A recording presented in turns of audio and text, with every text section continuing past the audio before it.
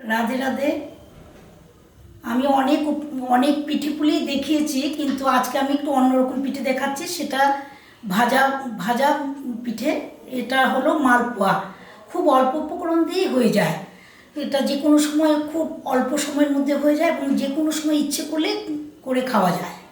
এবার দেখি শুকনো মালপোয়া করার জন্য আমার কি কি লাগছে। এখানে রয়েছে 150 গ্রাম সুজি, আর ডাস্ট করা চিনি রয়েছে 100 গ্রাম, 125 গ্রাম যাকে বলে, আর আন্দাজ পরিমাণ মতো তেল, আর একটু ময়দা, আর মৌরি, জল। সুজিটা আমি 30 মিনিট ভিজিয়ে রাখবো এই কারণে, সুজিটা ভিজানো থাকলে পরে মালপোয়াটা নরম তুলতুলে হয়, সেই জন্যে সুজিটা আধ ঘন্টা ভিজিয়ে রাখা দরকার। সুজিটাতে জল দেওয়ার পর সুজিটা একটু ফুলে উঠেছে, আর সুজিটা ভেজানোর সময় অল্প পরিমাণে জল দিতে হবে। যতটা সুজি ঠিক ততটা পরিমাণে জল দিলে ভালো হয়, যেন সুজিটা ভিজে যায়, এইরকমভাবে জল দিতে হবে। এবারে আমি চিনিটা দিলাম, ডাস্ট করা চিনিটা। এখানে 100 গ্রাম চিনি আছে, এটা চিনি দিয়ে মাখাতে হবে।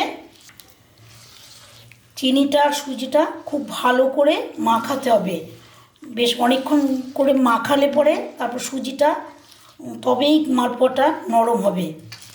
যত মাখাবে ততই ভালো হবে। এবারে মাখানো হয়ে গেল, এবারে আমি ময়দাটা দিয়ে দিচ্ছি।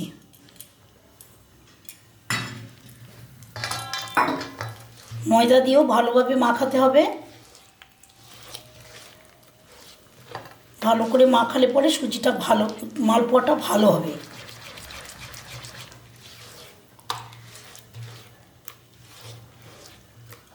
একটু মৌরি দিচ্ছি।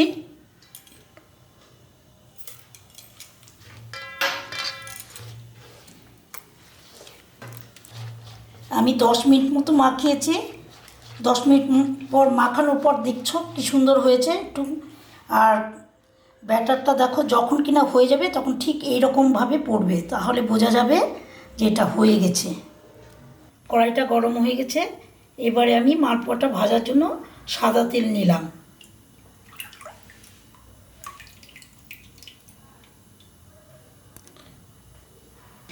আমি 150 গ্রাম সুজি নিয়েছি, এটাতে কিন্তু 5 পিস মতো হবে। হ্যাঁ, আর যত ফেটানো যাবে ততই ভালো হবে। সব থেকে বড় কথা এটা হলো একদম নরম হবে মালপোয়াটা। এটা গরম হয়ে গেছে, এবারে আমি ছাড়ছি। আমি কিন্তু এখন মিডিয়াম ফ্লেমে করছি, আর দিয়ে সাথে সাথে উল্টাবে না, 4-5 সেকেন্ড অপেক্ষা করতে হবে, তারপর উল্টালে জিনিসটা ফুলে উঠবে।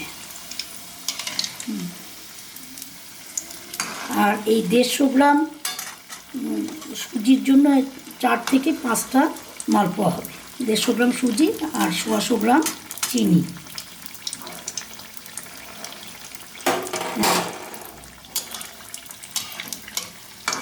এটা খুব শর্ট টাইমেই হয়ে যায়।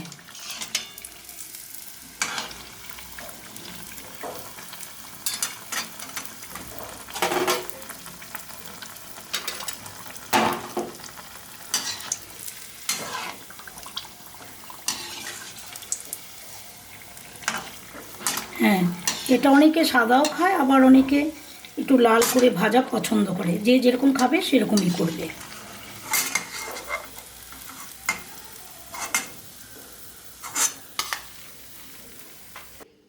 হ্যাঁ, আমার মালপোয়া একদম রেডি হয়ে গেছে। তোমরা করো কিন্তু, বুঝলে। আর খুব নরম তুলতুলেও হয়েছে।